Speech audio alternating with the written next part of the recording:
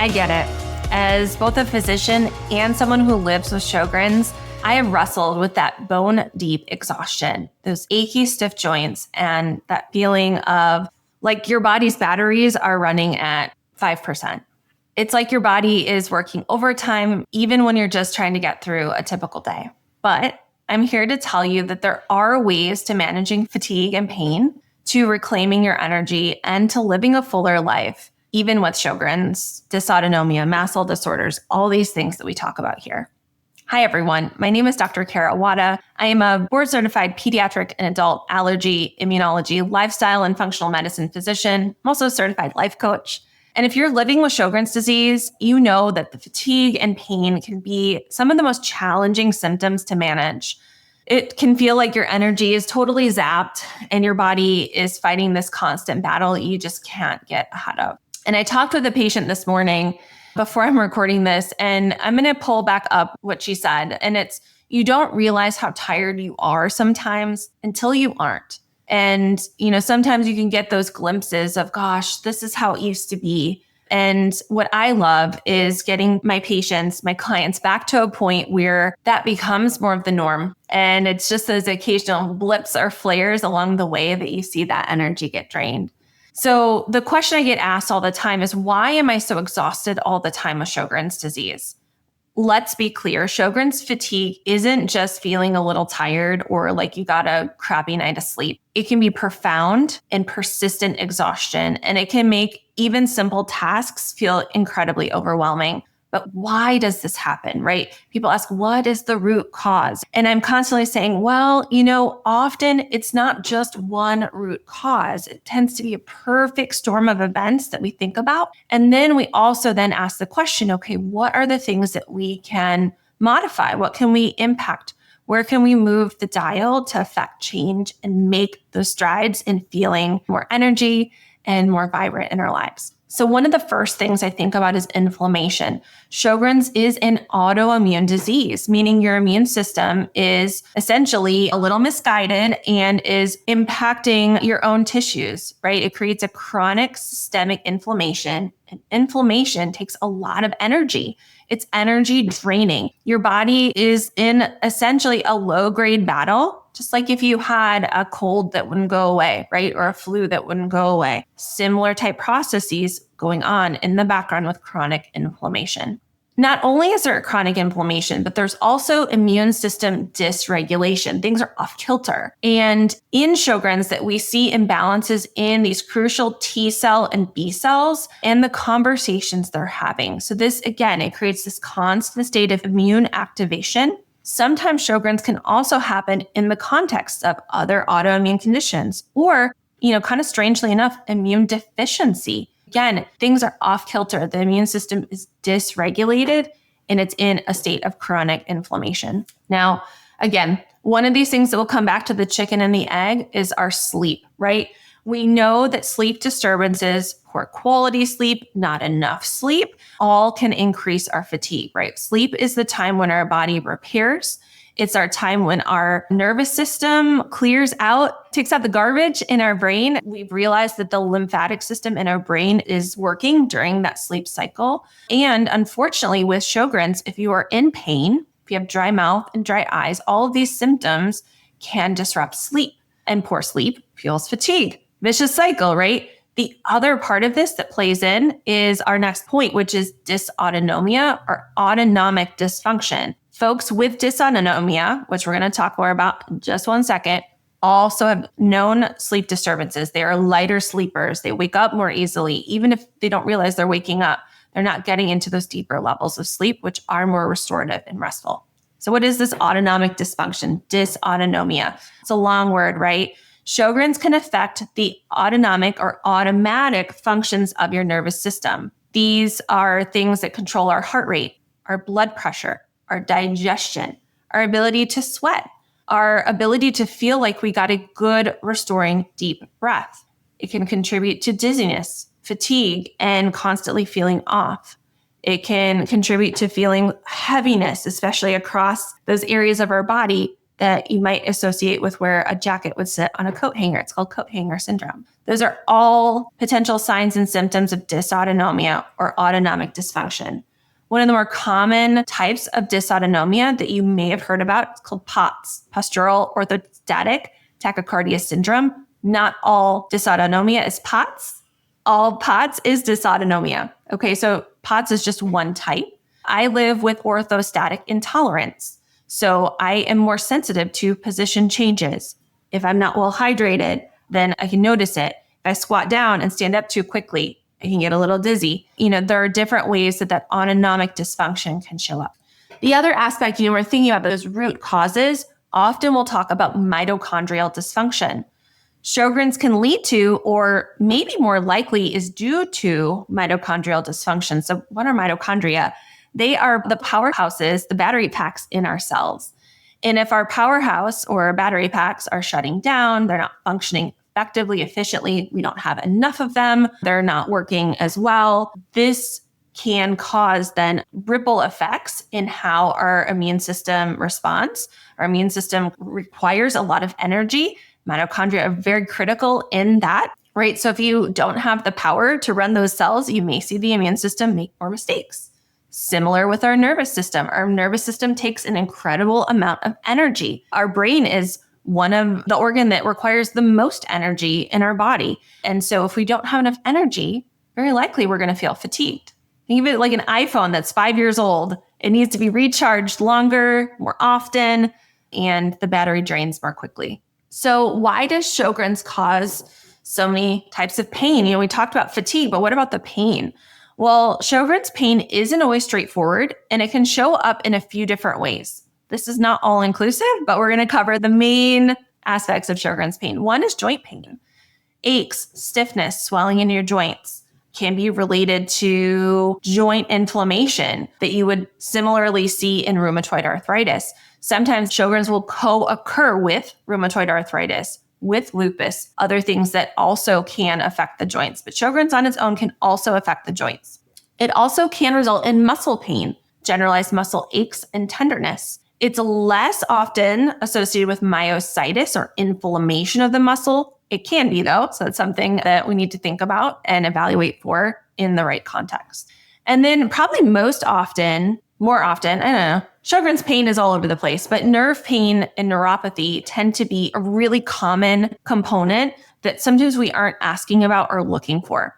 And that can show up in many different ways: burning, tingling, numbness, shooting pain, and even some of those fatigue symptoms I was talking about, especially as it related to that dysautonomia. Sometimes pain isn't just about the inflammation though, too. It also can be related to something called central sensitization. And this is essentially when our brain becomes extra sensitive to pain signals. So for folks who have lived with pain for a long time, chronic pain, your brain learns to feel that pain. And so sometimes over time, the brain can be the source of those signals rather than ongoing tissue damage signaling to the brain that there's pain. So it's a little bit of a reverse in the process. Now, fibromyalgia is thought to be related to the central sensitization process. There also is a lot of discussion about, many of those symptoms related to fibromyalgia are within the criteria and the symptoms that we read related to Sjogren's.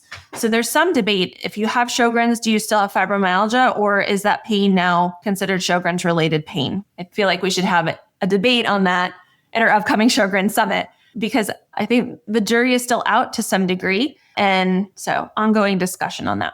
So what can we do about it, right? We know fatigue and pain related to Sjogren's is a huge deal. It impacts our lives on an everyday basis if it affects you to varying degrees. And frankly, there's no magic bullet. There is no, stroke of the wand, make it all go away. No magic pill that's going to make it all away. But there are some effective strategies that we can use to manage our fatigue and pain. Some things that we can think about to start reversing some of those root causes. But really, it's all about recognizing what works best for you and then creating a personalized toolkit. That's the first R of the immune confident approach, is recognition and recognizing that you are unique. And although there are these broad brushstrokes for those of us living with Sjogren's, that it's going to show up a little differently for each and every one of us. So one of those tools, though, is pacing and energy conservation, listening to your body, plan rest breaks throughout the day, prioritize those activities that are most important to you, and then see how you can maybe creatively offload those things that aren't as pressing. It's really about trying to take this approach of working with your body rather than against it. There are some interesting health tech tools that sometimes can help with this too. So things like the Oura Ring, which I have no affiliation for, but do like using, and the Visible armband and app are some things that I've had patients use and find really helpful too. Often that works quite well, especially if you're experiencing a specific type of fatigue called post-exertional malaise, where you overdo it on a day and then you really pay for it a day or two later. We want to avoid that because that can make things worse. Sleep hygiene. So, there's a little bit of debate on how great sleep hygiene is, but really when I say sleep hygiene, trying to ensure that we are optimizing our sleep quality and quantity is really important. We can do our best to create a relaxing bedtime routine, powering down our screens at least an hour before bed, keeping that sleep environment cool, keeping it very dark, and really allowing yourself a good 7 to 9 hours of time in order to get sleep. This really is important. It's when your body repairs and recharges. And sometimes we have to get creative in ways to help get pain under control so we can sleep better. And then, kind of gradually make some of those changes so that we can work with both the chicken and the egg. Nutrition can also be important, right? Our body gains the parts and building blocks, the pieces that we need to rebuild and repair through our diet. So a focus on anti-inflammatory diet, rich in whole unprocessed foods, variety of colors, good amount of healthy fat, adequate amounts of healthy protein. All of those things are really important. We want to avoid foods that we know don't suit us, that make us feel icky. We want to remove those at least temporarily from our diet. And, some people will really find that reducing sugar can be really helpful. Oftentimes people reducing refined grain and sometimes going gluten-free and or experimenting to see how you do with dairy in or out of your diet. It's very individual, and I will warn you, I have not found food sensitivity testing helpful in my clinical experience. More often, I find it quite harmful and confusing. So again, checking in. How do I feel? How does this food make me feel? How do I feel after eating it? And having a qualified person to talk about those experiences with can be really helpful because not all symptoms are directly related to what we eat, though they can be.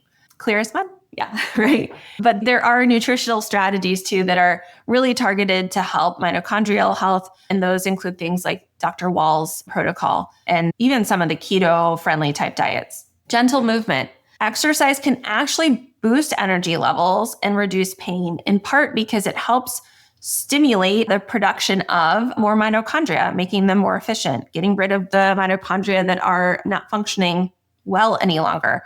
But it's really crucial to find the right kind of movement. Low impact activities like walking, swimming, yoga, tai chi are often good choices. And I generally say start slow and check in. Again, we're wanting to avoid that post-exertional malaise. We want to gradually increase the intensity as we're able. And don't beat yourself up if you end up overshooting and need to pull back.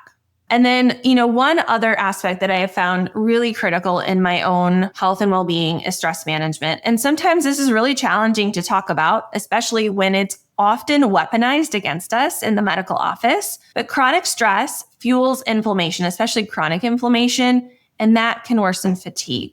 So finding healthy ways to manage our stress, whether it's breath work or meditation, journaling, mindfulness, prayer, spending time in nature, which increasingly has been something I've been focusing on, finding time to connect with the loved ones that are there and supportive of you, all those things can be really helpful. You just have to figure out what lights you up, what fills your cup, what charges your batteries, and focus on those. What treatments help with Sjogren's symptoms? Well, sometimes we can think about medications, right? With working with your healthcare team. I typically like to begin with thinking about our habits to see if we can improve symptoms. And then I also will sometimes go to my toolbox as I think about different medications. Sometimes this involves, treating the inflammation using things like hydroxychloroquine. Sometimes it's helping with the dysautonomia using things like pyridostigmine. Sometimes it's thinking about the neuroinflammation using things like low-dose naltrexone. All of those are things that I think about when I'm working one-on-one with my patients and my clients. There also are some supplements that sometimes can be helpful in reducing inflammation and oxidative stress, optimizing vitamin D. Most of us are deficient, so that can be quite helpful. Increasing our omega-3 intake also has some proven, effectiveness. There are some small studies looking at the role of N-acetylcysteine, also known as NAC, maybe glutathione, and maybe coenzyme Q10. So again, these are really important to talk with your personal healthcare team. This is educational, not personal advice, and considering that. I also really like magnesium to help with my sleep. And then if you are interested, alternative and complementary therapies can be quite helpful for folks. Acupuncture, massage, vagal nerve type treatments also can help with pain and fatigue. There's also new research and clinical trials, new things in the works. So as someone committed to both treating those with Sjogren's and living with Sjogren's, I am really passionate about these new treatments that are in phase 3 clinical trials. I'm really excited. I'm at a loss for words because I'm so excited. I personally joined a clinical trial. I'm in the phase 3 OASIS trial for Dysautonomia. And this experience in the trial has really given me a unique perspective as both a patient, going through this experience firsthand, also seeing it kind of with that physician lens too. I've documented my entire journey from the decision to join, the screening process, and 6-month follow-up. And you can see all those videos here. I also just did a recent video talking all about the fast track status for nipocalimab, another phase 3 clinical trial. So make sure to subscribe, make sure to check out those videos. And even if you're not interested in participating in those trials, it's just helpful for you to know what's out there. Information is power, and it just helps you understand a bit more of your disease process, what options may be out there. And I love being able to provide that as a resource here for you. So what works for me? What's in my toolkit? Movement. I switch it up too. So this time of year, I'm recording this in spring. I've really been trying to get a couple of brief walks around the neighborhood, listen to the birds, smell, the recent rain, those sorts of things. Those short walks and stretches, really helpful. I also use a special softer foam roller. It kind of helps get some of those kinks out without being too painful. I try to incorporate mindfulness every morning. I do a brief meditation, and actually I've been trying to do that at bedtime lately too, which has really helped my sleep. And then for me, sleep is huge. Prioritizing sleep. We try to go to bed early as a family. I have 3 little kiddos. They are up at the crack of dawn, but those extra hours of sleep really make a huge difference in my life. So how can you start? How can you take that first next best step to feeling better with Sjogren's? I think it's critical. The first step is realizing that it is a journey, that it is going to be a series of step after step after step. And sometimes those steps are going to be 2 steps forward and 1 step back. It's not about a specific destination. It's really finding what works for you. It takes time, it takes patience, and it takes a willingness to experiment and to get comfortable with being uncomfortable. I want you to remember you're not alone. There's a huge community of Sjogren's sisters of all genders out there, and we're here to support each other. Be sure to join my free Facebook group, The Success with Sjogren's Sisterhood. Again, it's open to all folks. Sisterhood is really the intention of that caring, loving environment. You also can download my free Sjogren Superhero Starter Kit. Tons of tips and tools, especially if you're new in this journey. I've also recently launched my own practice. I'm licensed in over 15 states, and I work with patients directly in managing their Sjogren's, their mast cell disease, their allergies, all these different things, inflammation, and really coming together with a personalized strategy, pulling from the best of lifestyle medicine, a little bit of functional medicine, modern medicine, and lived experience. You can find the link to my practice website and all those other links in descriptions below. Don't forget to check out that video about the clinical trial and the recent fast track status for nipocalimab. Those are all below too. In the meantime, what are your biggest challenges with fatigue and pain? What helps you manage your energy levels? And share your thoughts and your experiences in the comments below. I can't wait to continue the conversation. And until next time, take care.